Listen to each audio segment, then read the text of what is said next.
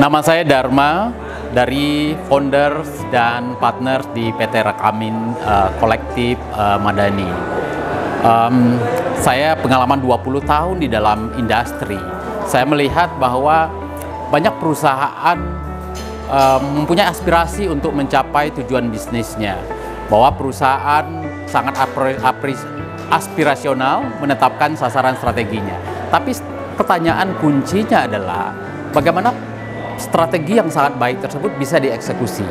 Nah, salah satu aspek terpenting di dalam eksekusi strategi adalah adanya kapabilitas, adanya skill dan kompetensi dari talentnya dan dari seluruh karyawan.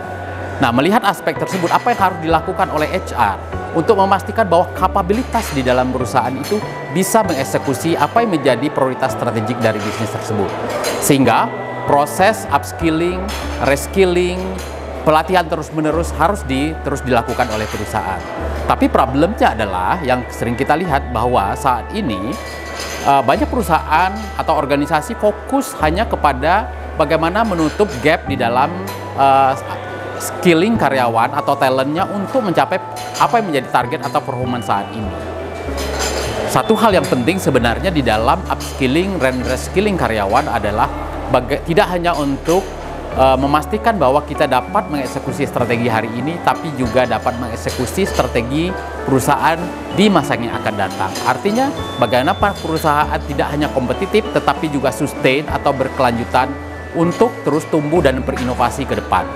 Oleh karena itu, banyak program-program kreatif yang harus dilakukan untuk melakukan proses upskilling di karyawan. Ada beberapa pendekatan yang dilakukan. Di dalam salah satu challenge perusahaan di dalam melakukan rekrutmen adalah bagaimana memvalidasi atau melakukan sourcing di dalam mendapatkan skill-skill yang memang dibutuhkan oleh perusahaan. Sehingga pendekatan-pendekatan seperti assessment terhadap skill juga menjadi tren dan menjadi hal yang sangat kritikal di perusahaan. Hal yang lain yang sangat diperlukan adalah bagaimana proses upskilling dan reskilling dilakukan lebih kreatif sesuai dengan apa yang menjadi aspirasi perusahaan, tetapi juga bagaimana karakteristik dari para pencari kerja saat ini. Nah, salah satu yang kami lakukan adalah bagaimana kami melakukan proses digitalisasi di dalam proses rekrutmen dan reskilling, serta melakukan proses-proses seperti gamification di dalam program pengembangan karyawan.